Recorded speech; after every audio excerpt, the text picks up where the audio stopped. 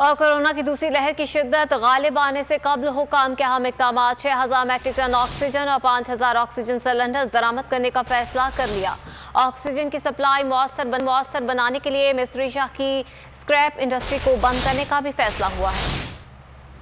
वज़ीर मनसूबाबंदी असद उमर की ज़ेर सदारत NCOC के इजलास का एलामिया जारी। इजलास में 6000 मैट्रिक टन ऑक्सीजन और 5000 ऑक्सीजन सिलेंडर्स इम्पोर्ट करने और 40 से 49 साल उम्र के अफराद की 3 मई से वैक्सीनेशन का फैसला कर लिया। एलामिया के मुताबिक इजलास में 20 सायोचैनिक टैंक्स भी इम्पोर्ट करने की मंजूरी दी गई।